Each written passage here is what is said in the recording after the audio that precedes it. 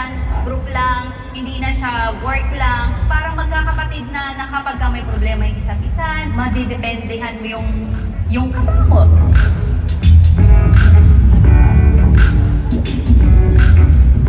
Kasi mas nakakasama namin ang sex bomb kaya sa mga family kasi nga nung oras na kami uuwi, pagod na, tapos another day, sila na naman yung makikita namin. Parang mas close. Nakakasawa. Kahit sawa ko na wala akong choice.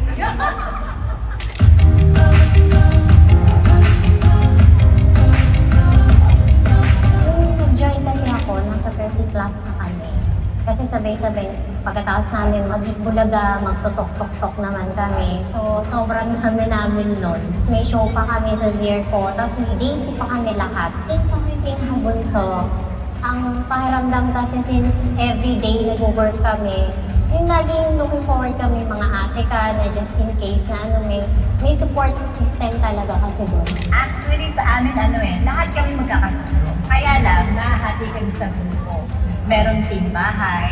Yung team bahay na pag may event, yan yung uwi-uwi na. Diba? May mga team labas. Oo, yan. May mga team labas. After ng show, after ng rehearsal, yan yung mga gumagala pa, nag-molly, ganyan. Oo. Kami wala kayong pakialam kahit tulog namin. 2 hours lang, 4 hours, basta makagala. Okay, tapos kami namang team bahay, gustong uwi-uwi na. Ayun.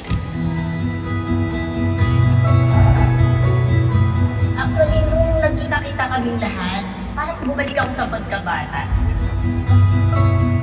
Siguro po masasabi ko po na mas malalim na kasi mga matured na. Share ko lang din yung pagkawala po ng mama po ni Grace. Nandun kami sa kanya na, happy lang, kaya mo yan. Alam na, yung mga advice po na pang matured na hindi katulad dati na syempre bata ka pa, hindi mo alam na i-comfort yung namatayan. Kaya sobrang thankful din po kasi ako na andyan po sila na parang mga totoong kapatid ko. Ayan, nagpapaiyak ka.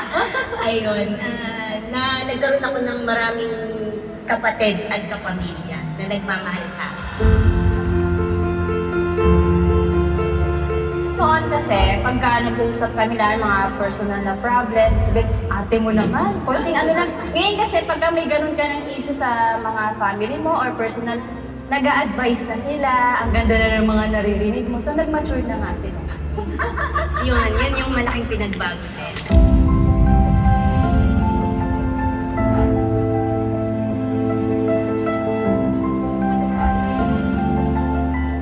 Praying maging lifetime po, syempre po, kung wala naman sa showbiz or wala na kaming mga ganap na sa trabaho ganito, yung friendship manatili po, yung kapatiran manatili. Sana lifetime praying pag-intervene si God na itong samahan namin ay hindi natatapos dito lang.